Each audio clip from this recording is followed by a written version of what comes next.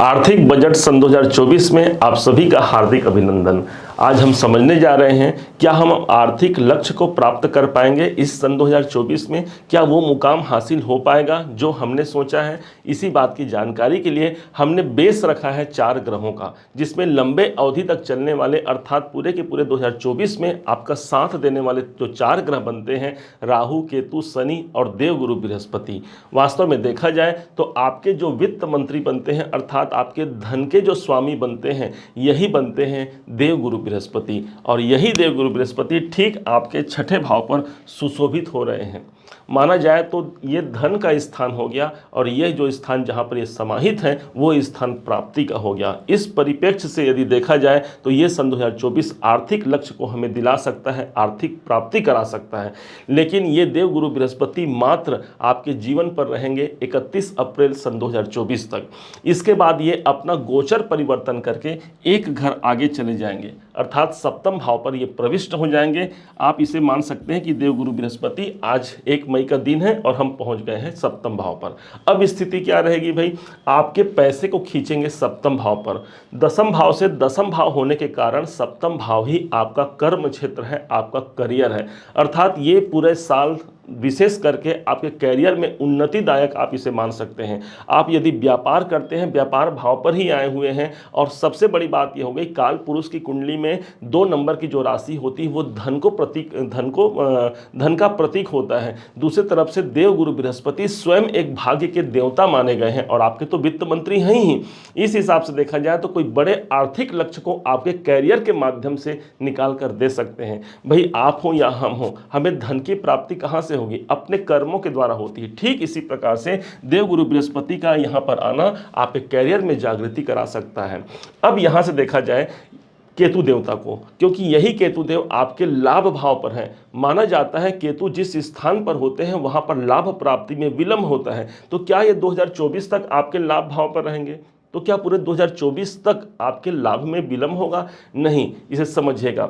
देवगुरु बृहस्पति जैसे ही आपके सप्तम भाव पर आते हैं, 1 2 3 4 5, इनकी जो 5वीं दृष्टि आ जाएगी वो केतु पर आ जाएगी। केतु पर जब दृष्टि डालेंगे अर्थात केतु से संबंधित जो प्रॉब्लम है, जो परेशानी है, उससे मुक्ति मिल जाएगी। अर्थात हमारे जीवन में हमने बड़ा लाभ चाहा लेकिन किसी कारण से वो लाभ हमसे छूट गया या फिर हमें प्राप्त नहीं हो पा रहा है, सिर्फ सुनाई पड़ रहा है कि भाई मुझे लाभ होगा लाभ होगा। लेकिन वास्तव में देखा जाए तो देवगुरु बृहस्पति की दृष्टि जिस भाव पर पड़ती है वो भाव गंगा जल के समान पवित्र हो जाता है। उस हिसाब से देखा जाए तो आपका इनकम भाव पवित्र हो जाएगा अर्थात जो प्रॉब्लम है वहाँ से मुक्ति मिलेगी। एकादश भाव वास्तव में है कहेगा, ये स्थान है मेरी इच्छाओं की पूर्ति का। तो जो कुछ भी आपकी इच्छाएं हैं, जो आपके ड्रीम है, उस डिजायर को, उस ड्रीम को पूरा करने के लिए देवगुरु बृहस्पति यहाँ पर बाध्य हैं, क्योंकि इनकी पंचम दृष्टि बहुत ही शुभ और भाग्यवर्धक दृष्टि मानी गई है। इसके बाद समझते हैं शनि देव को। ध्यान रखिएगा, वृश्चिक राशि के जीवन में वैसे भी शनि की अढ़ैया का प्रभाव चल रहा है और शनिदेव आपके चतुर्थ में है। वास्तव में देखा जाए तो शनि का चतुर्थ में होना मानसिक शांतियों का हनन करता है। माना गया है कि कई प्रकार से हमें पीड़ाएं प्रदान होती हैं। वास्तव में ये होगा, क्यों नहीं होगा भाई? क्योंकि शनि देवता चतुर्थ में बैठे हैं, कुछ न कुछ हमें मानसिक अशांतियां देंगे ही देंगे।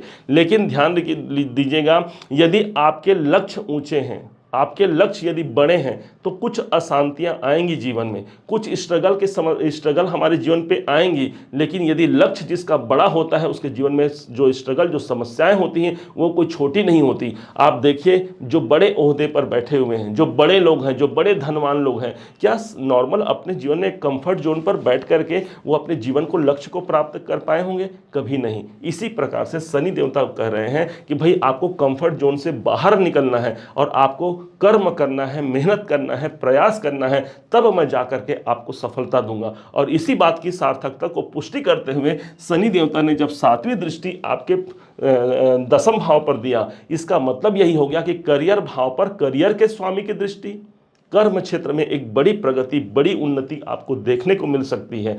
और इसी कारण हमने कहा कि ये साल 2024 आर्थिक रूप से आपके लक्ष्य को आप तक पहुंचा पाने में समर्थ होगा।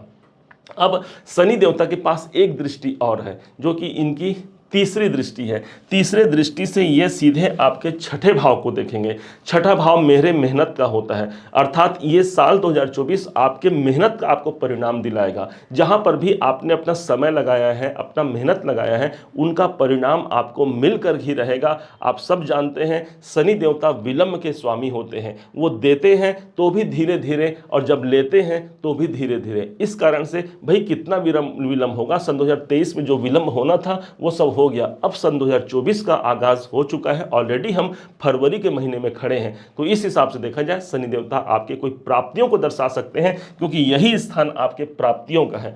दूसरे तरफ से देखा जाए तो यही आपके नौकरी का भी होता है। जब नौकरी भाव पर शनि देवता की दृष्टि, तीसरी दृष्टि पड़ रही है, अर्थात कोई बड़े योजना बन सकते हैं, कोई बड़े लक्ष्य की प्राप्ति आप अपने करियर में भी आपको देखने को मिलेगा।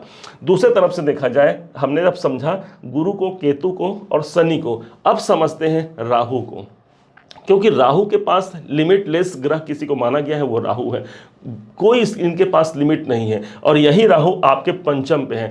पूरे सन 2024 में बहुत सारे निर्णय आप लेने वाले हैं, क्योंकि कोई लिमिट नहीं है। आप इतना ज्ञान की वृद्धि होने वाली है, क्योंकि राहु को क्या बोला गया है, जहां पर बैठते हैं उस भाव को बहुत बड़ा बनाएंगे, अर्थात आपके ज्ञान की वृद्धि होगी।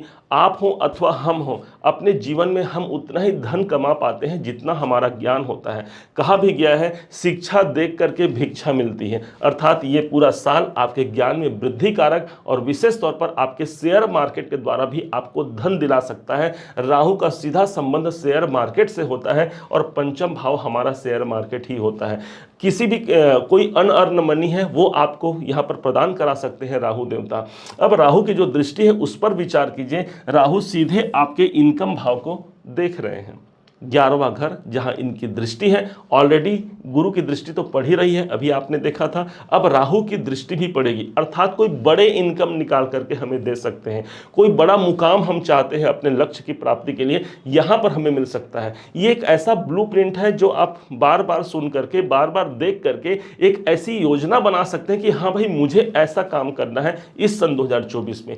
लाभ कहां से होगा, लोगों से जुड़िए, समाज से जुड़िए, वहां से आपको लाभ मिलने की संभावना होगी। एकादश भाव सोशल सर्कल का होता है, यहां से आपको इनकम निकल के देगा।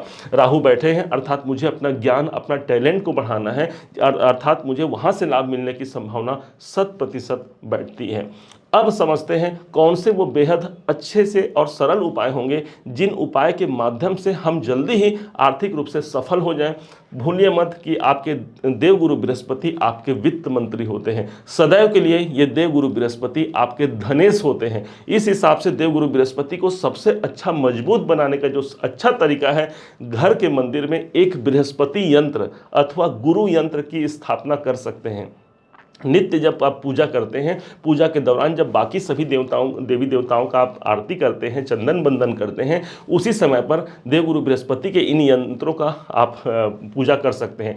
तांबे का मंगाइए और इसे यंत्र को रखिए पूजा स्थान पर। आप ऑनलाइन भी इसे मंगा सकते हैं, किसी भी प्लेटफॉर्म से आपको मिल जाएगा आसानी से। गुरुवार ऐसा बल्कि योजना बनाइए कि जब आप किसी से मंगाएं तो गुरुवार के दिन ही आपके घर आए और उस दिन ला करके इसे पूजा अर्चना कीजिए, सदैव के भांति रहने दीजिए। यकीन मानिए देवगुरु बृहस्पति आपके धनेश हैं और इस यंत्र के माध्यम से कुछ बड़े धन का आगमन भी हमारे जीवन पर हम देख सकते हैं। उम्मीद है आप सबने इसे समझा, आप सबने इसे जाना है। यदि आपने इसे समझा, जाना, मेरे समझाने का प्रयास यदि आपको सार्थक लगा हो, मेरे समझाने का तरीका यदि आपको सार्थक लगा हो, तो हर बार की भांति इस बार भी अपना प्यार भरा लाइक और कमेंट करना कभी मत भूलिएगा। और हाँ, यदि अभी तक आपने चैनल को सब्सक्राइब नहीं किया है, सब्सक्राइब भी कीजिएगा। पुनः एक बार फिर आप सभी का दिवस बहुत मंगलमय हो, इन्हीं शुभकामनाओं के साथ। जय श्री राम।